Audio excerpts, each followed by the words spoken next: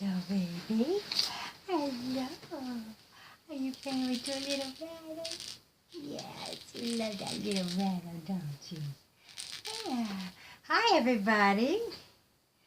Here's Kai, and I'm Holly, and we're here to participate in Theme Thursday. Let me see. All right. I've got it a little... The sun is behind the clouds today, and so we're a little dark, but we wanted to participate in Theme Thursday with the stripes. But I wanted to tell y'all today is my happy anniversary, and usually my husband and I do not exchange gifts. We usually do something like a little weekend trip, or go to the theater or the symphony, or do some sort of memory thing like that.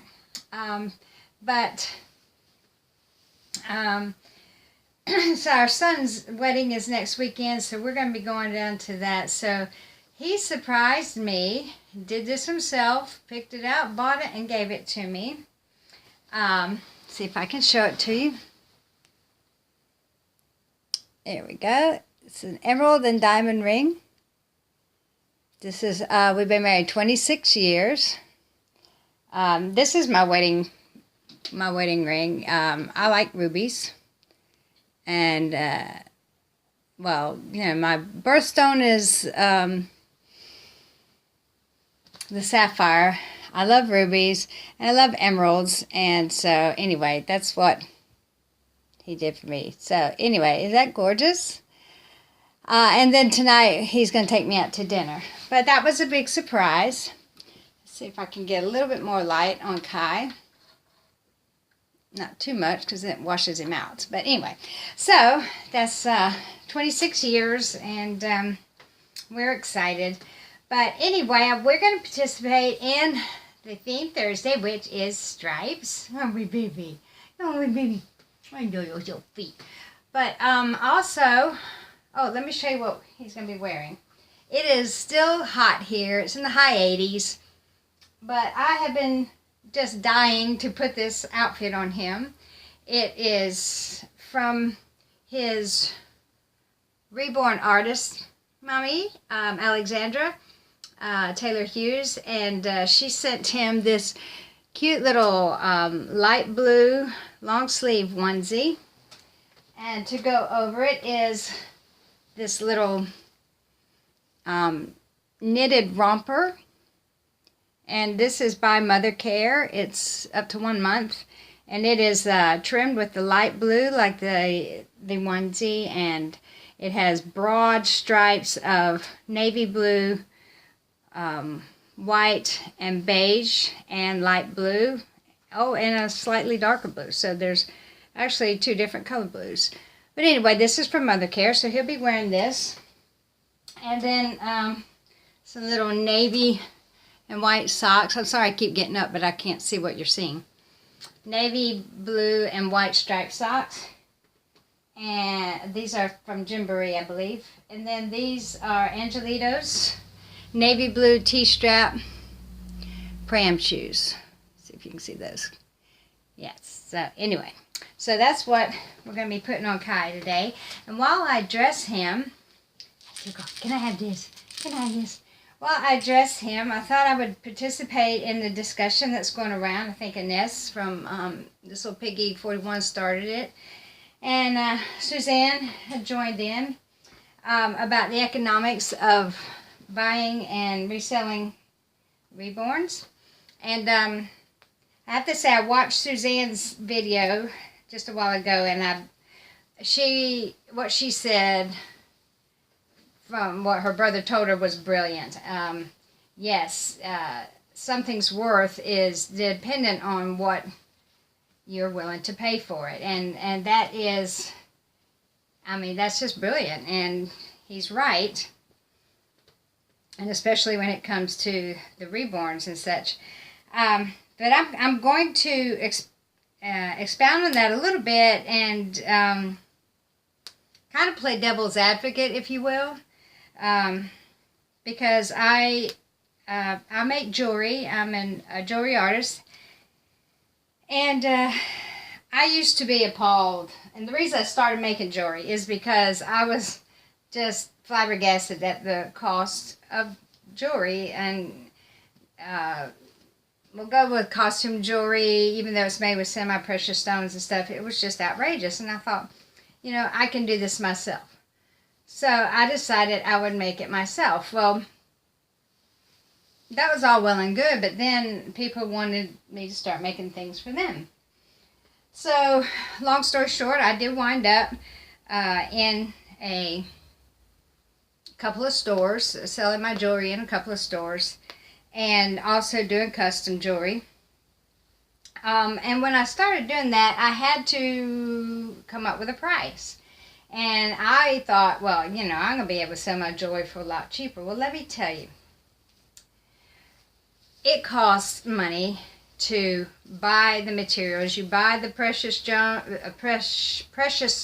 gems or the semi-precious gems and real pearls and sterling silver and findings or gold plated or whatever findings you're going to use. Anyway, ladies, that costs money. And so when you're pricing jewelry, you have to, you want to recoup the money that you put into it. And then again, it takes time to design a piece, and then it takes time to actually make it.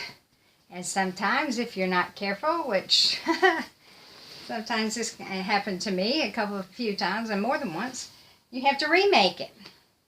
So let me show y'all this. It's so cute. Most rompers have these little snaps at the bottom. This is buttons, and the buttons are hidden like that. I don't know if y'all are seeing that or not, but anyway, that looks really difficult to do, and it is.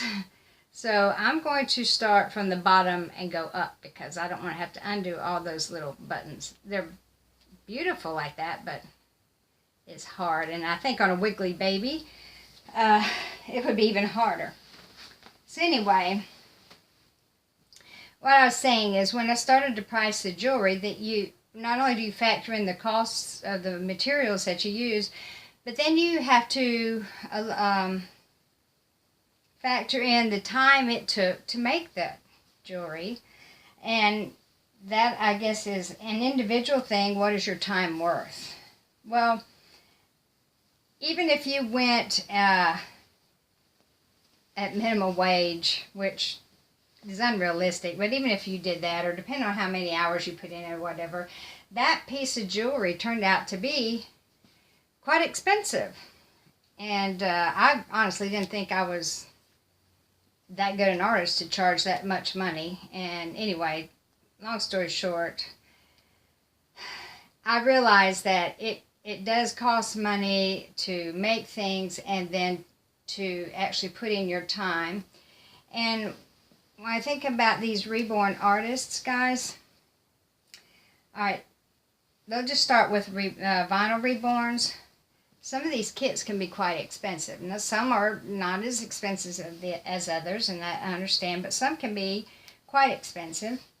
And then you have the cost of the paints and the cost of the brushes and the cost of the ovens and the hair, the eyes, the gloss. I mean, just all. I'm not a reborn artist, but I know from seeing some of the stuff that it is not cheap to make these babies.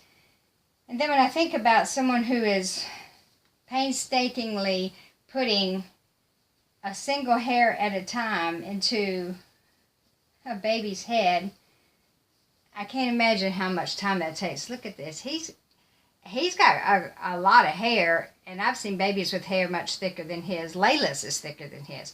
But that's a lot of work. And even if they weren't putting hair in, to painstakingly paint one hair at a time, that has got to be just really hard. And also, I crochet and I knit, and then after hours of doing that, my hand starts hurting, my wrist starts hurting, And to sit there and poke in one hair at a time into a baby's head, I can't begin to think how painful that could be. So, you think of it like that. Now, if you are having a custom-made baby, you know, you're paying for the materials and you're paying for the time that an artist puts into it, and that can run up to be quite a bit of money. Let's say you spent $1,000 or $900 on a reborn, and you love that baby for a while, and then you decide to sell it. Well,